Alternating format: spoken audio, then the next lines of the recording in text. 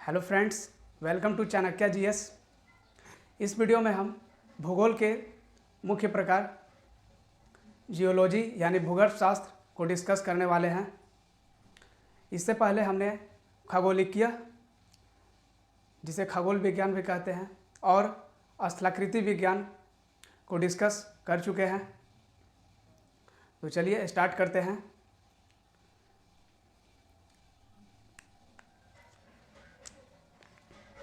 सबसे पहले है भूगर्भ शास्त्र। सबसे पहले जानते हैं कि भूगर्भ शास्त्र का अर्थ क्या होता है। भूगर्भ शास्त्र का अर्थ क्या होता है, इसे आप समझेंगे और लास्ट में वीडियो के अंत में आप इसका स्क्रीनशॉट ले लेंगे नोट करने के लिए। तो जानेंगे सबसे पहले भूगर्भ शास्त्र क्या होता है। भूगर्भ शास्त्र का अर्थ क्या होता है। तो भूगर्भ शास्त्र बना है भूगर्भ जोड़ शास्त्र, भूगर्भ प्लस शास्त्र से मिल करके भूगर्भ शास्त्र बना है।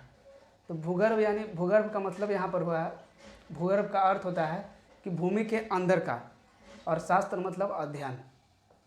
शास्त्र मतलब अध्ययन। तो भूमि के अंदर का जो हम अध्ययन करते हैं, भूमि का आंतरिक अध्ययन करते हैं, उसे ही हम भूगर्भ शास्त्र कहते हैं। इंग्लिश में भी इसका अर्थ निकल सकता है कि जियो प्लस लॉजी। तो जियो प्लस लॉजी, तो जियो मतलब हो गया वही अर्थ, और लॉजी मतलब स्टडीज़। तो अंदर का जो होगा, भूमि के अंदर का जो अध्ययन होगा, वही जो है भूगर्भ शास्त्र कहलाता है। अब आगे है भूगर्भ शास्त्र की परिभाषा, डेफिनेशन। तो भूगर्भ शास्त्र को इस तरह से डिफाइन किया गया है, इसके अंतर्गत पृथ्वी के आंतरिक संरचना का अध्ययन करते हैं। इसके अंतर्गत हम पृथ्वी के आंतरिक संरचना का अध्ययन करते हैं, यानी कि अंदर का जो बनावट है उसका हम अध्ययन करते हैं इसके अंतर्गत, जहां हमें पृथ्वी की जानकारी अप्रत्यक्ष रूप से मिलती है। जहां हमें पृथ्वी की जानकारी अप्रत्यक्ष रूप से मिलती है। अप्रत्यक्ष कहने का सेंस है यहाँ पे कि हमें सीधे तौर पे नहीं मिलता है जानकारी, जो है हमें कोई भी उपकरण या मशीन के द्वारा जो है हमें जानकारी मिलती है।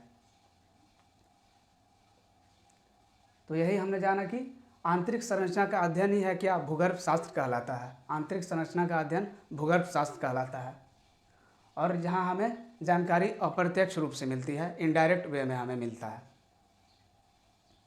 अब आगे है, इसका पहला चैप्टर है जियोलॉजी का पहला चैप्टर है चट्टान, यानी चट्टान इंग्लिश में रॉक्स। तो इसे ही हम जो है डिटेल में पढ़ने वाले हैं। सबसे पहले जानेंगे कि चट्टान क्या होता है, रॉक्स क्या होते हैं। तो ये पृथ्वी पर पाए जाने वाले कठोर पदार्थ हैं। पृथ्वी पर पाए जाने वाले जितने भी कठोर पदार्थ हैं वे जो है चट्टान कहलाते हैं, उसे ही हम चट्टान कहते हैं। अब आगे है, चट्टान के जो है 3 प्रकार में बांटा गया है। चट्टान को 3 प्रकार में बांटा गया है। उनको जो है उनके विशेषता के गुण के आधार पर जो है कह सकते हैं, उनको 3 प्रकार में जो है बांटा गया है। तो पहला है आग्नेय चट्टान। पहला है आग्नेय चट्टान। पहला है आग्नेय चट्टान। आग्नेय चट्टान, तो आग्नेय चट्टान है इग्नियस रॉक्स। आग्नेय चट्टान है इग्नियस रॉक्स, जिसे हम इंग्लिश में इग्नियस रॉक्स बोलते हैं। इसके बारे में हम लोग जानेंगे आगे कि आग्नेय चट्टान का क्या विशेषता है और किस तरह के चट्टान इसमें आग्नेय चट्टान में जो है कहलाते हैं। दूसरा है अवसादी चट्टान। दूसरा प्रकार है चट्टान का अवसादी चट्टान, इंग्लिश में सेडिमेंट्री रॉक्स। तीसरा है रूपांतरित चट्टान, जिसे इंग्लिश में कहते हैं मेटामॉर्फिक रॉक्स। ये था 3 प्रकार चट्टान के। अब सबसे पहले देखते हैं आग्नेय चट्टान के बारे में जानते हैं। तो आग्नेय चट्टान, तो इसका निर्माण जो है वह लावा से होता है। लावा एक तरह का जो है आग ही है, आग की तरह ही जो है वह दिखाई देता है। आग का जो है एक तरह का हम कह सकते हैं, आग का ही एक तरह का जो है वह मतलब जो है रूप होता है।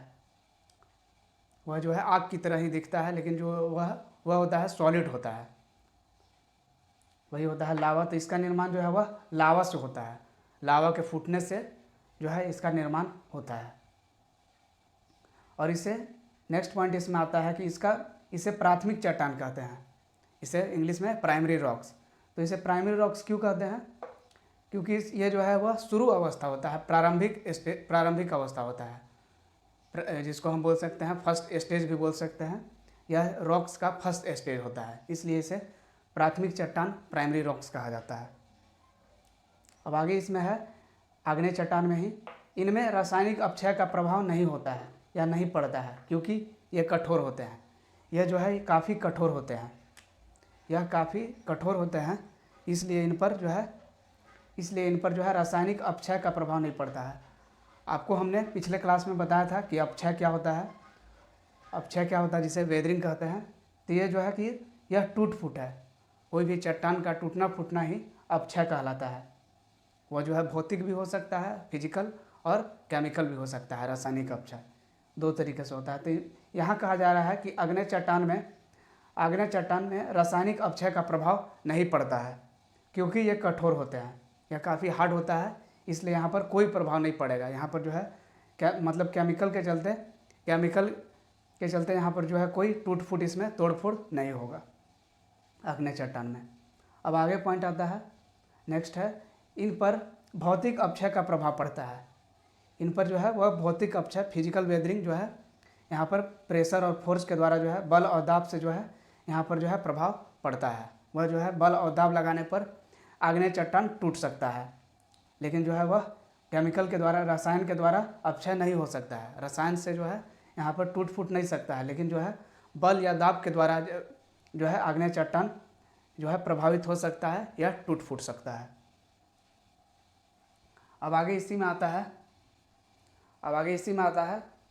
इसी में नेक्स्ट पॉइंट है, इसके 2 भाग हैं। इसको मतलब 2 भाग में बांटा गया है, इसे 2 भाग में बांटा गया है। आग्नेय चट्टान को 2 भाग में बांटा गया है। तो पहला है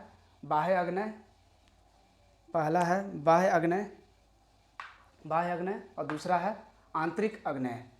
बाह्य अग्नेय को बोल सकते हैं आउटर इग्नियस, और आंतरिक अग्नेय को बोल सकते हैं इनर इग्नियस।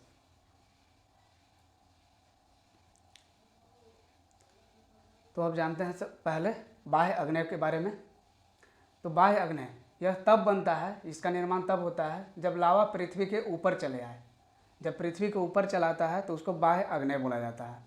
जब लावा जो है, जो आग का जो एक तरह का पदार्थ है, सॉलिड आग की तरह दिखने वाला, वह जो है पृथ्वी के ऊपर चले आए तो उसी को जो है बाह्य अग्नेय कहा जाता है। नाम ही है बाह्य मतलब कि बाहर दिखाई देगा। ऐसा चट्टान, आग्नेय चट्टान जो बाहर दिखाई देगा। तो ये बाहर कब दिखाई देता है? जब लावा पृथ्वी के ऊपर चले आए, या तभी जो है यह तभी बनता है, यह तभी हमें दिखाई देता है निर्माण होने के बाद। और आगे है, इसकी विशेषता है कि इसका रंग काला होता है। बाह्य अग्नेय चट्टान जब भी होगा तो वह काला रंग का होगा। इसकी पहचान ही है कि काला रंग का जो है यह होता है। और इसके घिसावट से काली मिट्टी बनती है। इसके घिसावट से, घिसने से जो है वह काली मिट्टी का निर्माण होता है।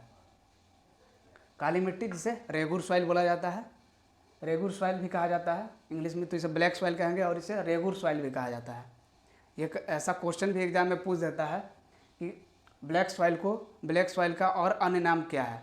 तो ब्लैक सॉइल, काली मिट्टी का अन्य नाम है रेगुर मिट्टी या रेगुर सॉइल कहते हैं। तो बाह्य अग्नेय चट्टान का मुख्य एग्जाम्पल है, इम्पोर्टेंट एग्जाम्पल कह सकते हैं, बेसाल्ट चट्टान है। इसका एग्जाम्पल है बाह्य अग्नेय का, एग्जाम्पल में आता है बेसाल्ट चट्टान। ये आप इमेज में देख सकते हैं बेसाल्ट चट्टान को। अब आगे है, एक आप नोट कर लेंगे स्टार बना करके कि दक्षिण भारत में काली मिट्टी होने का मुख्य कारण है बेसाल्ट है। बेसाल्ट चट्टान, वही बेसाल्ट यहाँ पर है, वही बेसाल्ट चट्टान है। तो दक्षिण भारत में काली मिट्टी होने का मुख्य कारण बेसाल्ट है। जो बेसाल्ट चट्टान वहाँ पाया जाता है तो वही जो है उसके घिसने से काली मिट्टी जो है दक्षिण भारत में पाया जाता है। अब आगे है आंतरिक अग्नेय। अब अगला टाइप है अग्नेय चट्टान का आंतरिक अग्नेय। तो इसमें जानते हैं इसका निर्माण तब होता है जब लावा भूमि के अंदर ही रह जाए। जब जो लावा है वह भूमि के अंदर ही रह जाए, तब जो है इसका आंतरिक अग्नेय का निर्माण होता है। इसका नाम भी है आंतरिक आग्नेय, मतलब कि अंदर में ही रहेगा। आग्नेय चट्टान जो अंदर में पाया जाएगा उसी को आंतरिक आग्नेय कहते हैं। तो इसका निर्माण तब होता है जब लावा भूमि के अंदर ही रह जाए, अंदर ही जो है रह जाए, वो दिखाई नहीं दे, उसी को कहते हैं आंतरिक आग्नेय।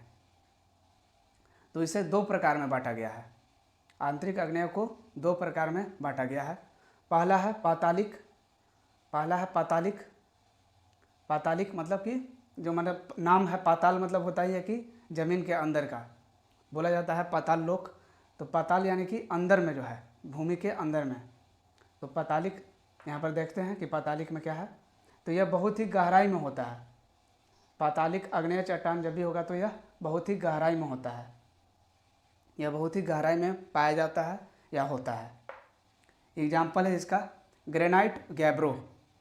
ग्रेनाइट एक तरह का ये भी पत्थर चट्टान है, ग्रेनाइट चट्टान होता है, और गैब्रो, ये आप देख सकते हैं इमेज में, ग्रेनाइट और गैब्रो।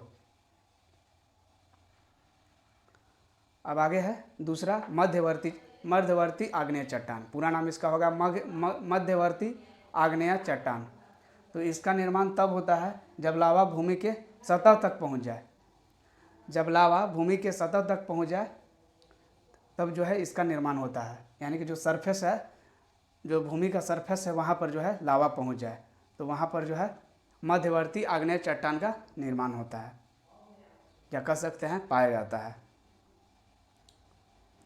इसमें भी बहुत सारे एग्जाम्पल आएंगे। इन्हें आकार के अनुसार कई भागों में बांटते हैं। इनके आकार के अनुसार जो है कई भागों में बांटते हैं। तो कई तरह के इनके आकार होते हैं मध्यवर्ती आग्नेय चट्टान के, इसलिए इन्हें कई भागों में बांटा जाता है। तो चलिए देखते हैं। पहला है लेकोलिथ। तो लिथ का मतलब होता है स्टोन। कहीं पर भी अगर लिथ आए, जैसे माइक्रोलिथ, इस तरह से, तो लिथ मतलब होता है स्टोन, पत्थर। तो यहाँ पर पत्थर से ही जो है कि यहाँ पर संबंध है। ये लेकोलिथ का मतलब है कि मतलब कुछ वैसा चीज़ है जो पत्थर का ही है, पत्थर से ही जो है बना हुआ है, तो लेकोलिथ है। तो इसका लेकोलिथ सबसे पहला मध्यवर्ती आग्नेय चट्टान का जो है पहला भाग है लेकोलिथ, या कह सकते हैं पहला रूप बोल सकते हैं। यहाँ हम कई रूप हम बोल सकते हैं यहाँ पे। इन्हें कई भागों से ज़्यादा यहाँ पर कह रहेगा, सही उचित लग रहा है यहाँ पर, ठीक है। रूप यहाँ पर हम कह सकते हैं, ये कई रूपों में बांटा गया है, कई रूपों में बांटा गया है। तो पहला है लेकोलिथ। तो लेकोलिथ पहला रूप है मध्यवर्ती आग्नेय चट्टान का, लेकोलिथ। तो लेकोलिथ क्या है, इसका गुंबद के समान रूप होता है। लेकोलिथ का जो है गुंबद के समान जो है यह दिखाई देगा। लेकोलिथ मध्यवर्ती आग्नेय चट्टान जो होगा वह गुंबद के समान जो है इसका रूप होता है, इस तरह से। ऐसा जो है लेकोलिथ का जो है, लेकोलिथ इस तरह का होगा। लेकोलिथ जो भी चट्टान होगा वह इस तरह का दिखाई देगा। अब आगे आता है दूसरा लेपोलिथ। तो लेपोलिथ जानते हैं, तो यह तस्तरी के समान होता है। तस्तरी जो थाली होता है, थाली जिसमें हम लोग खाते हैं, तो यह उसी तरह का जो है यह दिखाई देता है। यह तस्तरी के समान होता है, बिल्कुल इस तरह से थाली के जैसा यह होता है। अब आगे है तीसरा रूप है मध्यवर्ती आग्नेय चट्टान का फैकोलिथ। तो इसकी संरचना उबड़ खाबड़ होती है। उबड़ खाबड़ जैसे पृथ्वी की संरचना है, वास्तविक संरचना पृथ्वी की जैसी है, उबड़ खाबड़, तो इसी तरह से यह भी जो है उबड़ खाबड़ होता है, फैकोलिथ। तो अब आगे देखते हैं।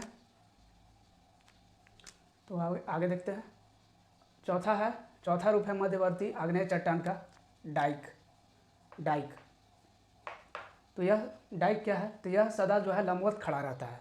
माने ऐसा चट्टान जो सदा लंबवत खड़ा रहता है, उसी को डाइक कहा जाता है।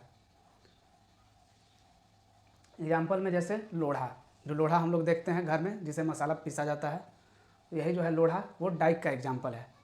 डाइक ही जो है, यह जो है डाइक कहलाता है। अगर हम भूगोल के भाषा में इसे अगर देखें तो इसे लोढ़ा को डाइक कहा जाएगा। वो डाइक का जो है एक जो है मतलब है, यह जो है डाइक है एक तरह का। अब आगे अंतिम आता है, अंतिम रूप है मध्यवर्ती आग्नेय चट्टान का सील, सील, इसे हिंदी में भी सील ही बोला जाता है। तो यह क्षैतिज रूप से लेटा रहता है। यह चट्टान जो है, यह पत्थर बोले या चट्टान, तो यह क्षैतिज रूप से लेटा रहता है। हॉरिजॉन्टली जो है यह लेटा रहता है सील। जैसे में सिलवट जो हम लोग देखते हैं, जो यह भी मसाला पीसने के काम आता है घर में, यह सिलवट, इस तरह का सिलवट रहता है। तो यही जो है सील का ही यह जो है एग्जाम्पल है, सील के लिए एग्जाम्पल है सिलवट। तो सील जो है क्या है, यह मध्यवर्ती आग्नेय चट्टान है। अब आगे है दूसरा प्रकार है चट्टान का अवसादी चट्टान। पहला हमने देख लिया आग्नेय चट्टान, यह कंप्लीट हो गया। अब दूसरा आते हैं अवसादी चट्टान पे। तो यह जो है यह आग्नेय चट्टान के टूटने से बनता है। आग्नेय चट्टान जब टूट जाता है अपक्षय से, वेदरिंग के कारण, तो यही जो है यही अवसादी चट्टान बनता है। तो जो है अवसादी चट्टान का निर्माण होता है। आग्नेय चट्टान के टूटने से जो है अवसादी चट्टान का निर्माण होता है। और यह कई परतों में बनता है। यह जो है कई लेयर बाय लेयर जो है, यह कई लेयर बाय लेयर बनता है। इसलिए इसको जो है परतदार चट्टान बोला जाता है। परतदार चट्टान इसे कहा जाता है अवसादी चट्टान को। अब इसका नेक्स्ट पॉइंट आता है, इसमें जीवाश्म उपस्थित रहता है। जीवाश्म कहने का सेंस जो है कहीं कीड़ा मकोड़ा इस तरह का जो है कुछ भी इसमें देखा जाता है अवसादी चट्टान में। मतलब जो भी मरे हुए जीव है उनको देखा जाता है। जीवाश्म का मतलब ही होता है कि मरे हुआ जीव, मरा हुआ जीव जो है उसका अंश, मतलब उसी को जीवाश्म कहा जाता है। तो अवसादी चट्टान में जीवाश्म को देखा जाता है, यह उपस्थित रहता है। अगला पॉइंट है इसमें कि इससे सभी ईंधन की प्राप्ति होती है। इस चट्टान से सभी तरह का ईंधन जो है वह प्राप्त होता है। जैसे में प्राकृतिक gas, natural gas, petroleum, CNG और भी बहुत तरह का जो है इससे जो है ईंधन फ्यूल जो है प्राप्त होता है, ताकि वो जो है एनर्जी के काम में जो है आ सके। किसी भी मशीन में, किसी भी डिवाइस में जो है वह जो है काम में हम ला सके उसको, ईंधन को। तो इसी से जो है यही अवसादी चट्टान से ही ईंधन की प्राप्ति होती है। अब आगे हम लोग जानेंगे, इसे तलछटी चट्टान भी कहते हैं। इसे तलछटी चट्टान भी कहते हैं। तलछटी मतलब कि तल के यह छटने से बनता है, कटाव होने से तल के जो है यह बनता है, इसलिए इसे तलछटी चट्टान कहा जाता है। इसमें मुख्य उदाहरण है इसके अवसादी चट्टान के लाल बलुआ पत्थर। लाल बलुआ पत्थर इसका मुख्य जो है एग्जाम्पल है। और है डोलोमाइट, लाल बलुआ पत्थर, ये आप देख सकते हैं फिगर में, इमेज में। डोलोमाइट, डोलोमाइट भी अवसादी चट्टान है। यह है डोलोमाइट। चूना पत्थर भी एक अवसादी चट्टान ही है। ये आप लोग जो है इसको देखते होंगे, इसे देखे होंगे जो है, और इसका उपयोग जो है घर की लिपाई में भी किया जाता है। इसे द्वितीय चट्टान कहते हैं, क्योंकि जो है यह अप्रत्यक्ष रूप से बनता है। यह जो है डायरेक्ट नहीं बनता है, यह जो है आग्नेय चट्टान से बनता है अवसादी चट्टान, इसलिए इसको जो है द्वितीय चट्टान, सेकेंडरी रॉक्स कहा जाता है। यह था जानकारी अवसादी चट्टान के बारे में। अब एक आप लोग इम्पोर्टेंट नोट करेंगे कि भौतिक अपक्षय, इम्पोर्टेंट नोट को अब हम लोग देखेंगे और इसे आप नोट कर लेंगे। देखेंगे भौतिक अपक्षय का प्रभाव आग्नेय चट्टान तथा अवसादी चट्टान दोनों पर पड़ता है। भौतिक अपक्षय का प्रभाव आग्नेय तथा अवसादी चट्टान दोनों चट्टान पर पड़ता है। प्रभाव आग्नेय तथा अवसादी दोनों चट्टान पर पड़ता है। यहाँ पर चट्टान छूटा हुआ है, तो चट्टान पर पड़ता है। जबकि रासायनिक अपक्षय का प्रभाव केवल अवसादी पर पड़ता है। मतलब यानी कि इसके कहने का मतलब है कि भौतिक अपक्षय जो फिजिकल वेदरिंग होता है उसका जो है प्रभाव जो है वह दोनों पर पड़ता है, चाहे वह आग्नेय चट्टान हो या अवसादी चट्टान हो। लेकिन अगर हम रासायनिक अपक्षय की बात करेंगे, केमिकल के द्वारा जो टूट फूट होता है चट्टान में, तो वह केवल जो है अवसादी चट्टान में ही देखा जाता है। लेकिन जो है भौतिक अपक्षय बल या दाब के द्वारा जो है चट्टान में टूट फूट वह आग्नेय और अवसादी दोनों में देखा जाता है। यही था इम्पोर्टेंट नोट, यही था इम्पोर्टेंट नोट। अब आगे जानते हैं। अब आगे है अंतिम चट्टान है रूपांतरित चट्टान, जिसे मेटामॉर्फिक रॉक हम लोगों ने जाना था। तो यही है रूपांतरित चट्टान। अब इसके बारे में हम लोग जानेंगे। तो इसका पहला पॉइंट है, इसका निर्माण आग्नेय तथा अवसादी चट्टानों से होता है। इसका निर्माण आग्नेय तथा अवसादी चट्टानों से मिलकर होता है। जब अवसादी और आग्नेय चट्टान मिल जाएंगे तो उससे रूपांतरित चट्टान का निर्माण हो जाएगा। और ये नेक्स्ट पॉइंट है, मिलने से जो है कि रूपांतरित चट्टान बनता है। क्लियर है, आगे बढ़ते हैं। अब यह तब होता है जब अत्यधिक ताप या दाब लगाया जाता है, मतलब जो है एक्सट्रीम जो है टेम्परेचर और प्रेशर जब दिया जाता है ये चट्टान में, आग्नेय और अवसादी में, तब जो है कि रूपांतरित चट्टान हम लोगों को प्राप्त होता है, मिलता है। तो यह ताप और दाब जो है लगाया जाता है ऑक्सीजन के O2 नहीं रहने पर, जो है O2 के नहीं होने पर, O2 नहीं होने पर जो है यह जो है ताप और दाब लगाया जाता है अवसादी और आग्नेय चट्टान पर, तब हमें मिलता है रूपांतरित चट्टान। अब नेक्स्ट पॉइंट है इसमें, यह सबसे कठोर होता है। यह चट्टान, रूपांतरित चट्टान सबसे कठोर होता है। काहे कि इसका गुण क्योंकि है कि आग्नेय चट्टान का भी गुण है इसमें, अवसादी चट्टान का भी गुण है, इसलिए यह जो है बहुत कठोर हो जाता है, सबसे कठोर होता है इसलिए यह। और इसके कुछ मुख्य एग्जाम्पल हैं रूपांतरित चट्टान के। तो रूपांतरित चट्टान के एग्जाम्पल होंगे जो आग्नेय चट्टान है, जो आग्नेय चट्टान में आया है एग्जाम्पल, और जो अवसादी में हमने देखा है वही इसमें जो है, इसमें सारे एग्जाम्पल जितने भी है वह रूपांतरित चट्टान वही कहलाएंगे। जो अवसादी है या आग्नेय है, आग्नेय चट्टान में जो हमने एग्जाम्पल देखा वो सभी जो है इसमें रूपांतरित चट्टान में सभी एग्जाम्पल जो है आ जाएंगे। जैसे में यहाँ है ग्रेनाइट, गैब्रो, डोलोमाइट, चूना पत्थर, कोयला, ये जो है इसमें सभी एग्जाम्पल आ जाएंगे। आग्नेय और अवसादी के जितने भी एग्जाम्पल होंगे वो सारे रूपांतरित चट्टान जो है रूपांतरित चट्टान में आएंगे। आई होप आपको वीडियो अच्छा लगा होगा और कुछ सीखने को भी मिला होगा नए तरीके से। तो अगर वीडियो अच्छा लगा हो तो इसे जितना हो सके आप शेयर करें ताकि और भी लोग हमारे चैनल से जुड़ सके। आज के लिए इतना ही, मिलते हैं अब नेक्स्ट वीडियो में। तब तक के लिए take care, love you all, जय हिंद, जय भारत।